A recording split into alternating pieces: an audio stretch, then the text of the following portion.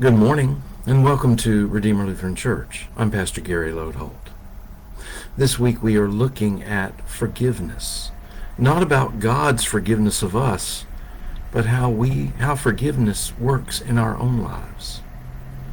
Forgiveness is hard and complex and central to the life of a Christian. As I told you yesterday, there's a profound resource that I'm using, and I recommend it to you. Lewis Smedes' book entitled Forgive and Forget. Smedes begins his book by talking about the 4 stages of forgiveness, and those 4 stages will be what we walk through the rest of this week. And the first of those stages might seem obvious, but we don't often think about it as the first step toward forgiving. He entitles it simply, We Hurt. You see, in order to move toward forgiveness, there needs to be a significant hurt first. There needs to be pain, and without it, there is no need for forgiveness. Smedes describes a variety of hurts, but is quick to point out that there is a difference between deep hurts and superficial pains. We have all suffered indignities that no one really needs forgiveness for, small slights or oversights that we simply bear with a measure of grace. Forgiveness comes into play when the hurts are personal, real, and deep.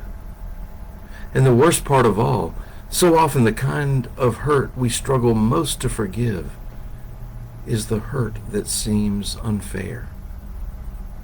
I didn't deserve to be treated like that, we think, and our heart aches at the betrayal or demeaning that happened.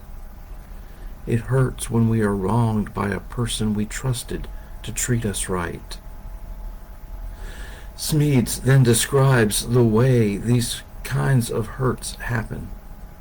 People hurt us because they think we deserve it. They don't like something and they try to set it right by setting themselves up as judge and jury over us. They likely understand that they are acting to be fair, but their self-righteousness hurts. You know, it doesn't matter whether or not we deserve it. It still hurts. Some people hurt us compulsively. A quick example here might be the way a family of an alcoholic suffers over and over.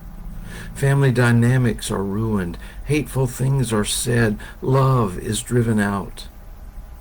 It may be the alcohol talking, but the pain is real. Forgiveness is needed. A third way of hurting others is that we let our problems spill over onto others. I see this kind of hurt a lot. We hurt inside, and that leads us to hurt others in return. This is called displacement. We are placing our pain onto someone else.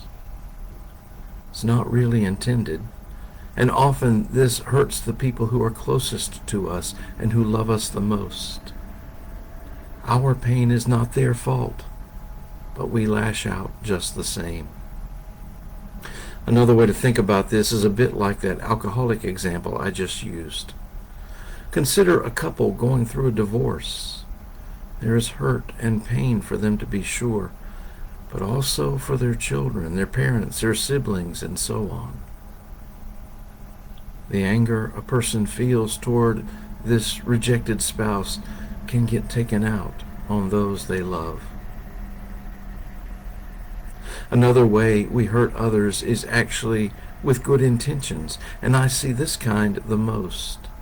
Most of us really don't go out of our way to hurt other people, and in most cases we try to help someone else, but then it all turns out wrong.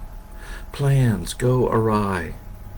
What we thought would turn out as a grand triumph cascades into utter disaster. Most of us aren't intentionally malicious. Nevertheless, hurt can happen.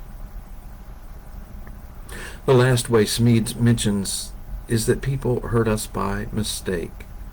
A momentary distraction in a car leads to a collision, or perhaps we acted in a way without realizing the consequences. Again, hurts happen, and these hurts are unfair, and these hurts hurt. At one point, Smedes puts all this into perspective when he writes, "Will we let our pain hang on to our hearts where it will eat away our joy? Or will we use the miracle of forgiving to heal the hurt we didn't deserve?" Those questions mark why this is the first stage of forgiving. Thanks for watching, and remember to let this day belong to God.